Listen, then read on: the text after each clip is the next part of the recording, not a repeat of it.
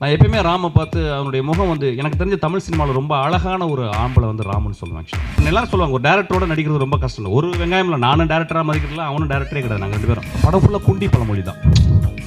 அவர் தான் பேசுவோம். ஆக்சுவலாக வந்து குண்டின்றது ரொம்ப நல்ல மொழிங்க. அது வந்து பேசலாம் இதில் விட்டிடுவாங்க பயமாக இருக்குது. இது 2 குழந்தை அம்மாவை யாருமே எந்த நடிகையும் ஒத்துக்கல.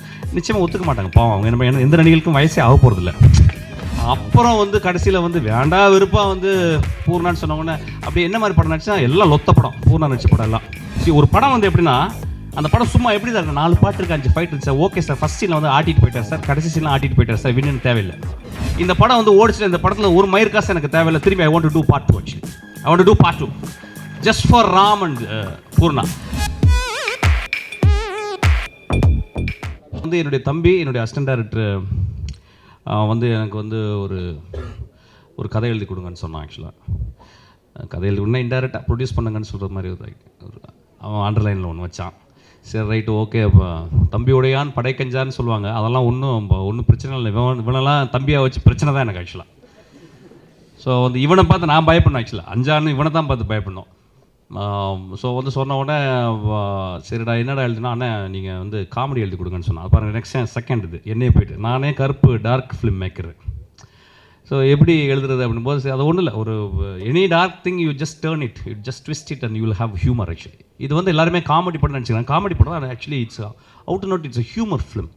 முதல் ஷார்ட்லேருந்து வந்து ஒரு ஹியூமர் பண்ணணும்னு எனக்கு ஒரு சேலஞ்சாக நானாக வச்சுக்கிட்டு எழுதுனேன். ஆக்சுவலாக சொல்ல போனால் இது எழுதும்போது வந்து முதல் நான் தான் இதை பண்ணணும் அவன் சொன்னான். ஆனால் நீங்கள் பண்ணால் நல்லாயிருக்கும் அப்படின்னு சொன்னோடனே சரி ரைட்டு எழுதிக்கிட்டே 15 சீன் எழுதும்போது வந்து என்னால் அதில் பூர்த்தி பார்க்கவே முடியல. ஏன்னா அப்போ தான் நான் ஓனாய் ஆட்டுக்குட்டி பண்ணியிருந்தேன். ஓனாய் ஆட்டுக்குட்டி கொஞ்சம் கைண்ட் ஆஃப் ஒரு கிளாஸியாக இருக்க மாதிரி இருக்கும். நான் ஒரு நுவார் மாதிரி. ஸோ அப்போ நான் எழுதிக்கிட்டே இருக்கும்போது பார்க்கும்போது எனக்கு என்னுடைய ஃபேஸ் அதில் வரவே இல்லை. 15 சீன் எழுதிட்டேன். அப்போ தான் எனக்கு ராமுடைய ஃபேஸ் வந்துச்சு. நான் எப்பயுமே ராமை பார்த்து அவனுடைய முகம் வந்து எனக்கு தெரிஞ்ச தமிழ் சினிமாவில் ரொம்ப அழகான ஒரு ஆம்பளை வந்து ராமன் சொல்லுவேன். ஆக்சுவலாக ஆனால் எப்படி பார்க்குறேன்னா அப்படியே ஓப்பனாக பேசுவான். அப்படியே நல்ல மூக்கு இருக்குது. ஆக்சுவலாக ஒரு கிரேக் மூக்கு இருக்குது. ரொம்ப ஒரு 5-11 இருக்கான். ஒரு 5-11 இருக்கான். ரொம்ப ஃப்ராங்கானவன். ரொம்ப மொழியின் மேலே ரொம்ப ஒரு தாக்கத்தோடு பேசுவான். ஆக்சுவலாக எனக்கு அவனுக்கு பிடிச்சது. அவன் எனக்கு வந்துக்கிட்டே இருந்தான். ஆக்சுவலாக ஒரு 2-3 நாள் வந்து நான் அவனை பண்ணிட்டே இல்லை நம்ம வெளியே போனால் வந்துக்கிட்டே இருந்தான். வந்து நின்று சிரிக்கிறான். என்ன அப்படின்றான். உடனே சரி ரைட்டு இவன் தான் அந்த கதாநாயகன் சொல்லி அப்புறம் அவனை கூப்பிட்டு நீ தானே அந்த படம் கதாநாயகன் சொல்லி போட்டேன். அதுக்கப்புறம் வந்து அவன் பேர் வந்து பிச்சைன்னு அப்படி அவர் இது பண்ணியிருக்கேன். அதுக்கப்புறம் வந்து ஒரு கேரக்டர் எழுதினேன். அந்த வில்லன் கேரக்டர் வந்து சரி நானே பண்ணிடலாம் அப்படின்னு சொல்லி தம்பி சொன்னான். ஆக்சுவலாக வந்து சரி ரைட்டு அதை நானே பண்ணிடலான்னு சொல்லி எனக்கு எழுதிருக்கேன். ஒரு சும்மா க்யூட்டான கேரக்டர். படம் ஃபுல்லாக நான் வரேன். ஆக்சுவலாக வந்து நல்லா தடியாக ஒரு இட்லி குண்டன் மாதிரி வந்துக்கிட்டே இருப்பேன். ஆக்சுவலாக இன்ட்ரெஸ்டிங்காக இருக்கும். நீங்கள் பார்த்தீங்கன்னா பயங்கர முரடான ஆள். ஆக்சுவலி ரொம்ப பிடிக்கும் உங்களுக்கு அந்த கேரக்டர் ரொம்ப பிடிக்கும். அதுக்கப்புறம் எங்களுக்கு பெரிய சேலஞ்ச் என்ன கேட்டிங்கன்னா வந்து எனக்கு வந்து சுபத்ரான்னு ஒரு கேரக்டர் எழுதினேன். எனக்கு ரொம்ப சுபத்ரான்னு எழுதும்போது என்னுடைய அம்மாவின் ஞாபகம் தான் வந்துச்சு. எங்கள் அம்மாவை வச்சு ஒரு கேரக்டர் எழுதணும். எங்கள் அம்மா பேசுவாங்க அந்த மாதிரி ஒரு மொழி அந்த மாதிரி. அப்போ எப்படி சுபத்ரா அப்படி சொல்லி யார் கேரக்டர் எழுதுனான்னு எழுதிட்டேன். ரொம்ப பவர்ஃபுல்லாக வந்துச்சு அந்த கேரக்டர். எப்படின்னா வந்து அவங்க அவன் பேச்சை வந்து ஒரு கெட்ட வார்த்தை பழமொழிகள் தான். படம் ஃபுல்லாக குண்டி பழமொழி தான். அவர் தான் பேசுவோம். ஆக்சுவலாக வந்து குண்டின்றது ரொம்ப நல்ல மொழிங்க. அது வந்து பேசலாம் இதில் விட்டிடுவாங்க பயமாக இருக்குது. ரொம்ப கஷ்டப்பட்டு நல்ல எடுத்து படித்து நாங்கள் நிறைய பழமொழிகள் யூஸ் பண்ணியிருக்கோம். ஸோ அந்த பெண் வந்து காது கேட்காது சுத்தமாக. ஸோ வந்து எப்பொழுதுமே வந்து இந்த பழமொழிகள் பேசி தான் வந்து லைஃப் ஆரம்பிப்பான். இப்போ ராம் வந்து எப்படின்னு கேட்டால் வந்து எப்பொழுதுமே போய் சொல்கிறவன். நான் வந்து எப்பொழுதுமே ரவுடித்தனம் பண்ணுறவன். இது நடுவில் காது கேட்காத ஒரு 10 எப்போ வேணால் குழந்தை பிறக்கிற ஒரு கேரக்டர். அந்த கேரக்டர் மட்டும்தான் இந்த வாழ்க்கையை வந்து அந்த தருணத்தில் வாழ்ந்துக்கு இருக்க மாதிரி ஒரு கேரக்டர். ஸோ எனக்கு ரொம்ப சேலஞ்சான இருந்துச்சு. நாங்கள் 2 பேரும் வேறு வாழ்க்கை கொள்கைகள் எங்கள் மனசுக்குள்ள இருக்க வந்து பொய்களை வந்து கட்டிப்பிடிச்சி வாழும்போது ஒரு கேரக்டர் மட்டும் தான் குழந்தையை கட்டிப்பிடித்து கொண்டு அந்த தருணத்தில் மட்டுமே வாழுது. ஏன்னா வந்து அதுக்கு வந்து பாஸ்டே கிடையாது. ஏன்னா ப்ரெசண்ட்டை வந்து இது வந்து ஒரு காது கேட்காது. ஆக்சுவலாக வந்து அப்புறம் வந்து அந்த கேரக்டர் எழுதி முடிச்சு எனக்கு ரொம்ப யார் இதை பண்ண போகிறோன்னா நிறைய பெண்கள்கிட்ட வந்து நிறைய நடிகைகள்லாம் கேட்கும்போது எல்லாம் ஒத்துக்கிட்டாங்க. என் படம்னா சரின்ட்டாங்க. ஆனால் வந்து இல்லை நீங்கள் வந்து வயிற்றில் 10 மாதம் குழந்தைய சுமந்துக்கிட்டு 2 குழந்தை அம்மாவை யாருமே எந்த நடிகையுமே ஒத்துக்கல. நிச்சயமாக ஒத்துக்க மாட்டாங்க பாவம். அவங்க எந்த நடிகைகளுக்கும் வயசே ஆக போகிறதில்ல. அதனால் வந்து யாரும் ஒத்துக்க மாட்டேன்ட்டாங்க. அப்போ வந்து கடைசி ஆப்ஷன் 5 பேர் சொல்லியிருந்தேன். 4 பேர் சொல்ல விரும்பலை. 2 பேர் படிகள்லாம் சொல்லிவிட்டு அப்புறம் கதையெல்லாம் கேட்டு கதை ரொம்ப சூப்பராக இருக்குது சார், ஆனால் வந்து என்னோடய இமேஜுக்கு ஒத்துக்காதுன்னு சொல்லிட்டாங்க. என்னமோ 200 வருஷம் நடிக்க போகிற மாதிரி. அப்புறம் வந்து கடைசியில் வந்து வேண்டா விருப்பாக வந்து பூர்ணான்னு சொன்னவொடனே அப்படி என்ன மாதிரி படம் நடிச்சா எல்லாம் லொத்த படம், பூர்ணா நடிச்ச படம் எல்லாம் லொத்த படம். சரி முக வெட்ட அழகாக இருக்குது, சரி அந்த கேரக்டர் மாதிரி இருக்கேன்னு சொல்லி கூப்பிட்டு பார்த்தா தமிழே வரல, வெறும் மலையாளத்துலாம் வச்சு வெறும் ஏதோ பேசிக்கிட்டு இருந்தா. அப்புறம் கூப்பிட்டு என்ன பண்ணேன், என்னம்மா நீ வந்து எனக்கு முகவெட்டு பிடிச்சிருக்குமா, அது மனசுக்குள்ளே வருது, நீ வந்து ஒரு 6 நாள் ஒரு 10 நாள் நீ வந்து ஆடிஷன் வரணுமா அப்படின்னு சொன்னேன். நம்ப மாட்டேன் நண்பர்களே, 6 நாள் 10 நாள் அந்த பெண் வந்து ஆடிஷன் வந்தாங்க. அப்போ எல்லாம் முடித்த உடனே எனக்கு வந்து ரொம்ப மூவ் ஆகிட்டு என்ன பண்ணேன், நான் என்ன பண்ணலான்னு கேட்கும்போது ஒரு நாள் வந்து ஃபோன் பண்ணி, சார் யார் சார் ட்ரம் பண்ணுறாங்க சார் அப்படின்னு ரொம்ப இன்ட்ரெஸ்ட்டாக இருக்கேன் சார் அப்படின்னா, திடீர்னு எனக்கு ஒரு பைத்தியகரத்தனமான யோசனை.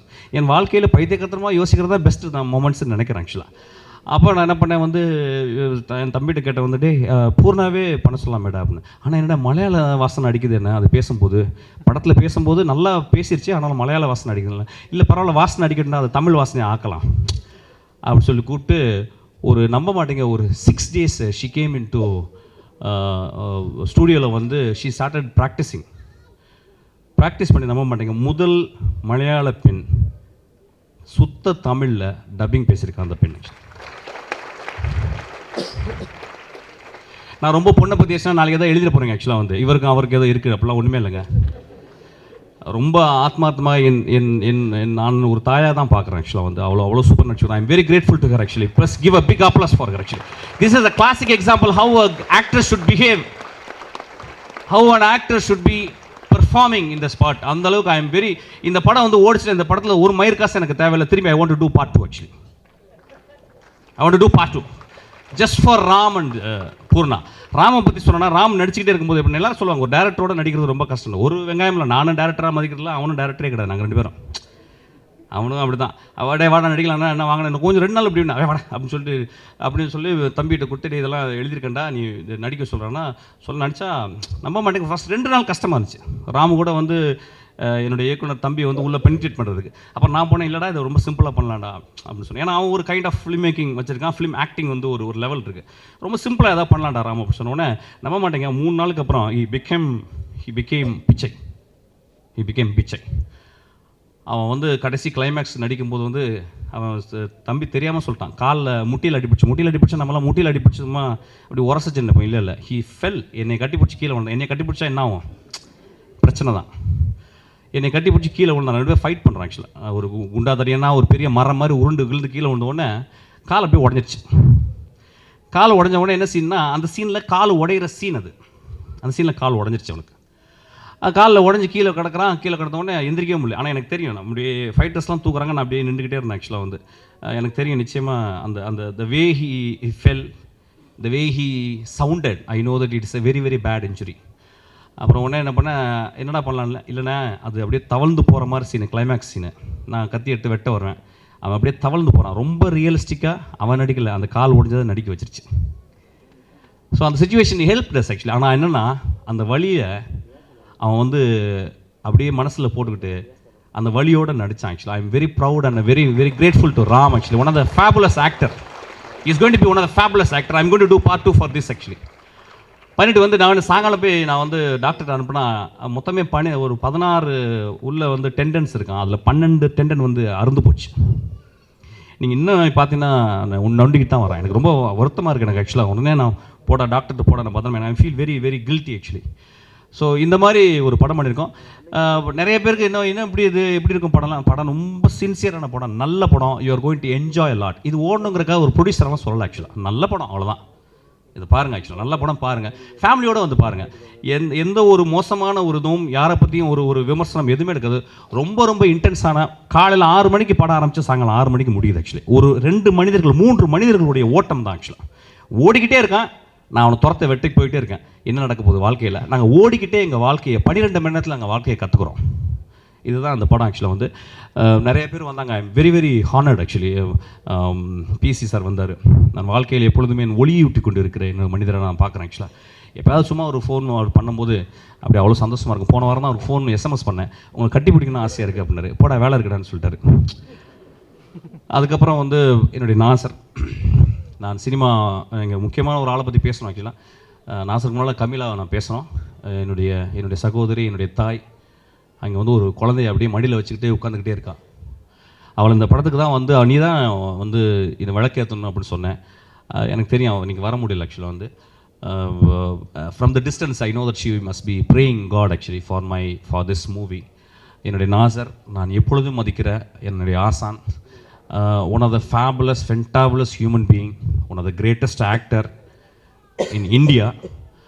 அவருடைய பொட்டென்ஷியலை நான் வந்து நாங்கள் வந்து இன்னும் பிடுங்கவே இல்லை. அவ்வளோ பொட்டென்ஷியல் இருக்குது. Great man. எனக்கு எப்பயுமே பின்னால் வந்துக்கிட்டு ஒரு குச்சியை வச்சுக்கிட்டு என்னை தட்டிக்கிட்டே வருவார். அது பிசி ஸ்ரீராமி வரும், தட்டிக்கிட்டே வருவாங்க. லெஃப்ட்டில் போனால் ரைட்டில், அது ஒரு மாடு மாதிரி தட்டிகிட்டே வருவாங்க. ஐ எம் வெரி ப்ரவுட் அவர் வந்திருக்குது. செல்வா சார் சொன்னார் இந்த படம் ஓடணும், ஜாதகம்லாம் பார்த்துருக்கேன்னு சொன்னார். சார் இந்த படம் கொஞ்சம் ஓடி 2வது படம் இருக்கா ஓகே.